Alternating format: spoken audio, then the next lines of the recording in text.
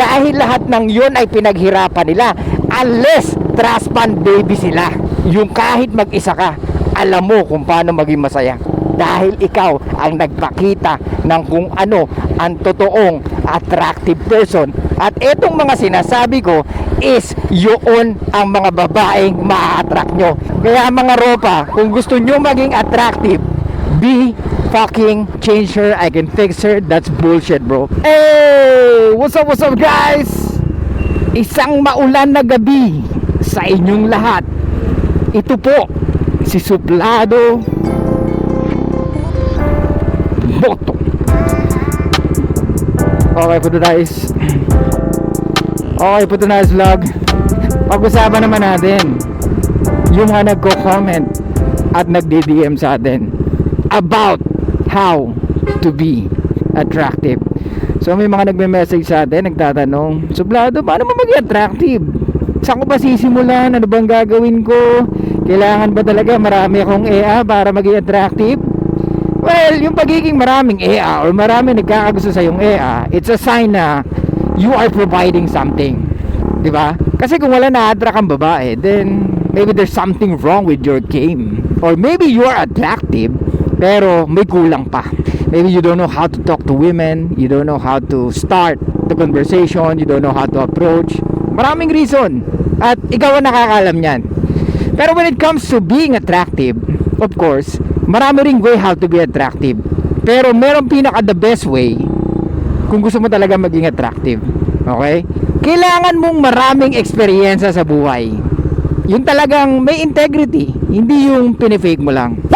Gets? Kaya swerte ka, Ropa, pag ikaw ang lalaki, you can be attractive pag nag-start ka na talagang matuto sa buhay. Kaya nga tayo, swerte tayo kumpara sa mga babae. Why? Kasi yung mga babae, merong prime, di ba? May prime age na tinatawag.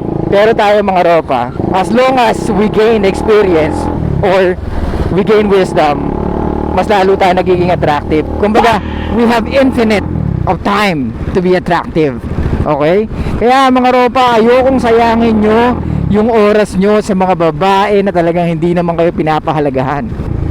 Ayokong sayangin yung oras nyo sa mga babae na alam nyo na pansamantala lamang, na ginagamit lamang ang inyong atensyon at ang inyong probisyon. Kaya mga Ropa, don't be settled with those kind of women. Okay? But it's okay na magstay ka for a while kung yun ang gusto mo. Okay? Pero kung meron kang gustong patunayan na I can change her, I can fix her, that's bullshit, bro. You cannot fix a woman because she's coming from her emotions. She's always based most of the time on how she feels and what she feels at the moment. Kaya nga mga Ropa, kung gusto mo talaga maging attractive, kailangan mong alamin kung sino ka. Dapat mong tanggapin yung pagkatao mo at kung saan ka galing. Alam mo dapat yung strength and weaknesses mo. Hindi yung dinedenay mo sa sarili mo kung saan ka galing at kung ano yung pagkatao mo. Kasi pag yan ang ginawa mo, makikita at makikita sa mga kilos mo. Okay? Uulitin ko mga Ropa. Ang pagiging attractive, you really need to experience yung talagang masakit, painful, suffering, struggling, lahat. Because we are meant to suffer. Men are meant to suffer. Okay? Kaya ka nga may napoprovide, kaya ka nga attractive sa mga kababaihan at sa mga ibang kalalakihan dahil pwedeng yung mga na-experience mo ay hindi nila na-experience. Okay? Hindi lang dahil magaling ka magsalita, kundi pwedeng na-witness nila yung pinagdaanan mo sa buhay. Walang pinagkaiba yan sa mga politicians na galing sa hirap at bumangon at naging leader ng isang lugar o ng isang bansa. Gets nyo? Look at Isko Moreno, di ba? So dumaan talaga siya sa butas ng karayom. Kaya yung mga iba sa inyo pa complain. Puta, tignan nyo muna yung kapaligiran nyo. Hanggat may tubig ka sa bahay, hanggat may kuryente ka, hanggat naka-aircon ka, may internet ka, may cellphone ka, pukin ang ina, 99% you are still fucking lucky, Ropa. Kaya wag mong sabihin na porkit ganito, porkit ganyan, wala kang ganito, wala kang ganyan, is you are very unlucky. No, it's not.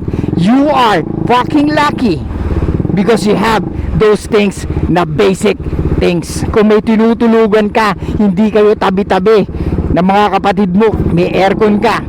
Do kahit maliit yung bahay nyo, meron kang sariling kwarto, kumakain ka, may trabaho magulang mo, at nakapag-aral ka, wag mong sabihin na malas ka or you are unlucky, because you are fucking 99% very blessed.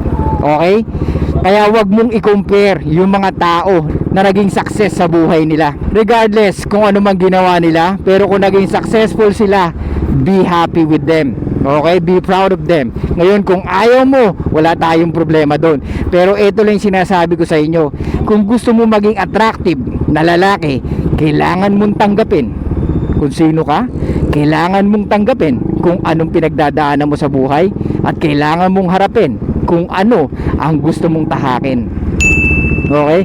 There's no such thing as shortcut, mga ropa.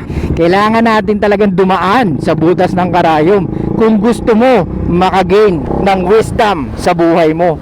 Dahil ang wisdom, nangyayari yan sa problema at hindi sa puro kasiyahan lamang. Dahil kung gusto mo lagi may wisdom ka sa buhay, hindi mo matututunan yan ng pabasa-basa lamang. Mauunawaan mo words by words yung wisdom is because pwedeng na-experience mo or pwedeng mai-experience mo. Siguro meron na rin point na may nabasa kayong quotes pero baliwala sa inyo. Pero nagulat ka nung nangyari sa'yo, mas na-appreciate mo.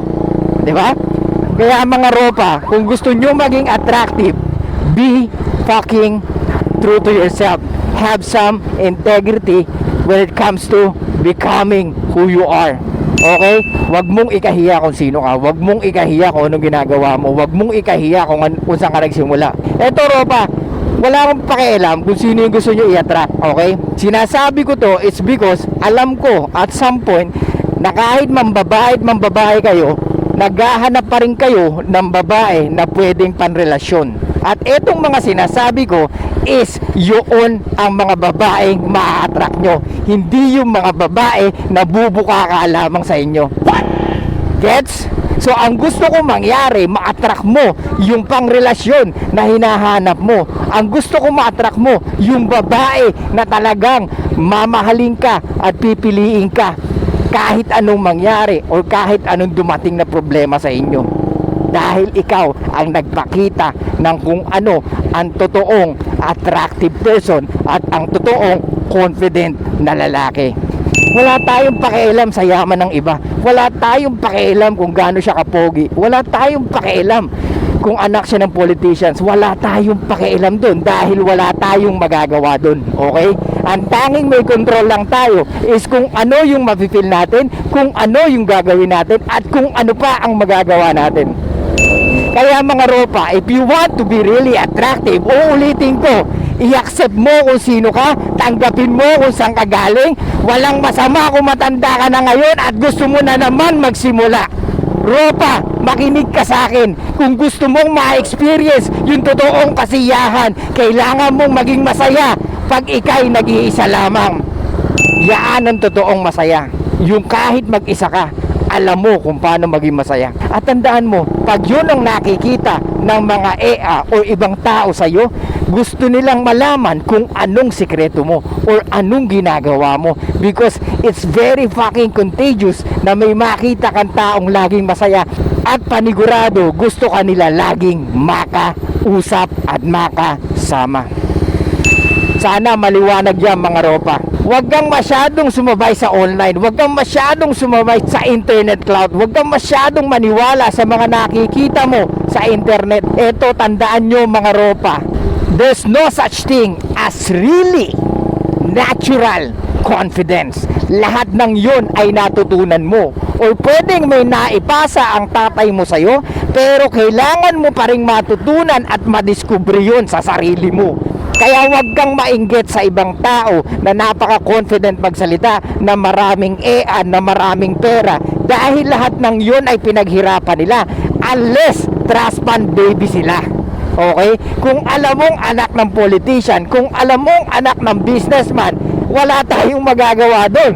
All you need to do is you need to focus on yourself. Yan ang dapat mong gawin, ropa. Mag-focus ka sa sarili mo dahil wala kang magagawa kung ano man ang nangyayari sa ibang tao.